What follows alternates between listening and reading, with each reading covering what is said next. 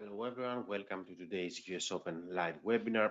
It is Tuesday, May the 30th, 10 minutes before Wall Street opens. As always, I'm your host Nikos Zabouras, Senior Market Specialist at FXCM.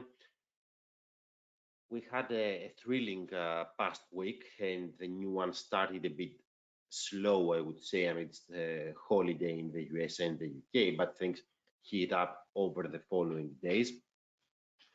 Before, however, we begin with today's commentary, as always, please read carefully through the risk warnings and the disclaimers, and then we will start.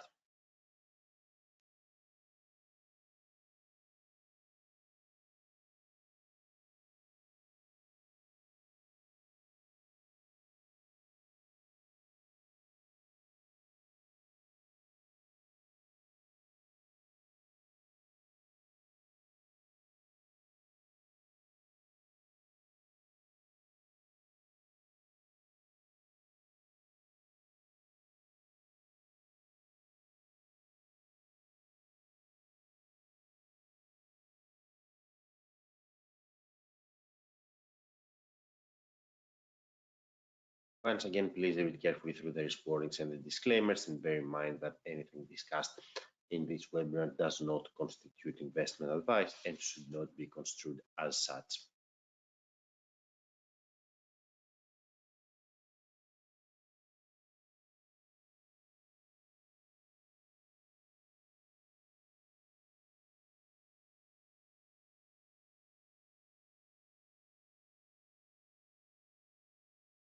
Okay, let's get the ball rolling. So we've already covered most of past week's developments in our previous sessions, apart from Friday's hot USPC inflation report and the debt ceiling agreement over the weekend. So let's catch up on those news.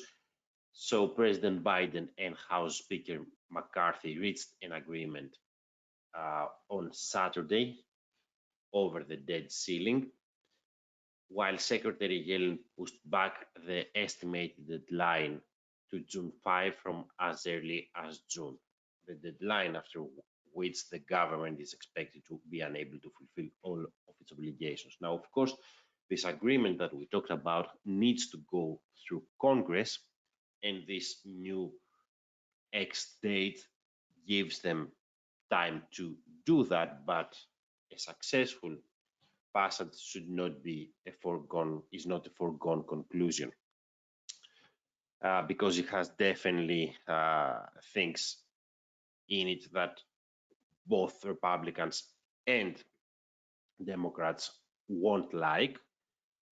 And also on the Republican side, House Speaker McCarthy is seen as a weak in a weak position at this stage, because bear in mind that it took many rounds of votes for him to be elected as House Speaker. So definitely something to watch out there still.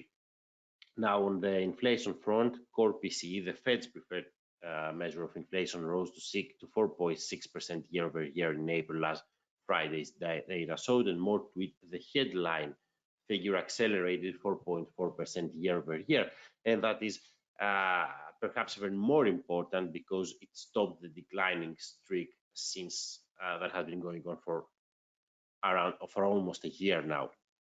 And we knew that core readings were sticky for quite a few months now, but headline inflation, the all-inclusive measures, have been decelerating quite fast.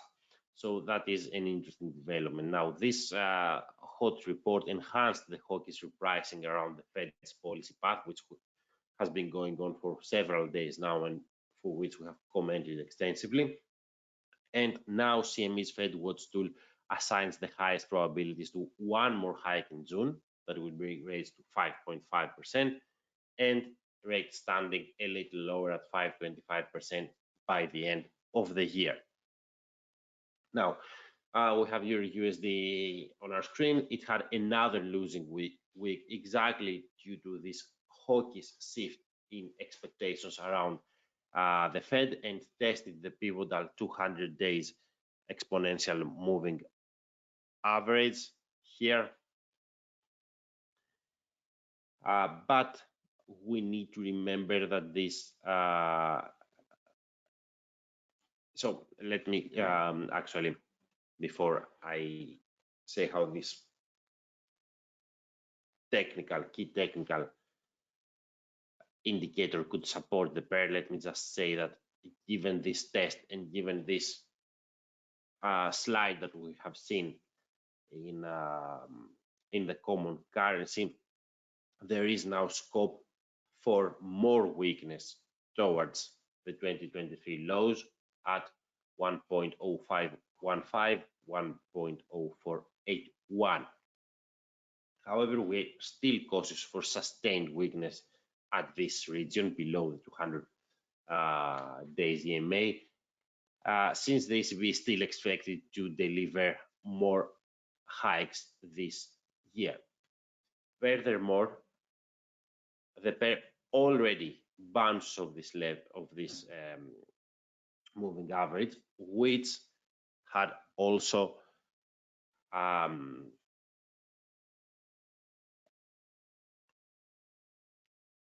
supported, the pair had contained the February dip. So we can see an effort to reclaim the 200 period, where for our chart now the black line I'm showing here, to reclaim this level at 1.085, 1.086, but does not inspire much confidence yet for robust recovery outside the cloud. I would say at around 1.095. So it remains at crossroads, which we have talked about again in the past. And we also expect key data at the end of the week. Now let's go to gold.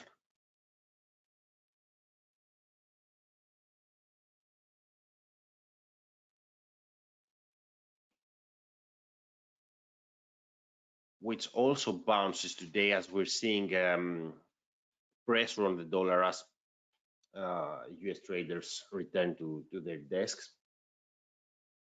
It jumps higher and tries to challenge the 200 period EMA, but we're cautious about ascending prospects, and the record highs from the start of the month appear distant.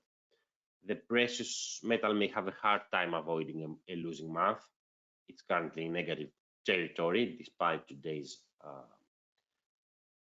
recovery, and there is risk for further fall towards the 200 days EMA at around 1,883, but early to talk about an even bigger slide. And once again, we're gonna need to see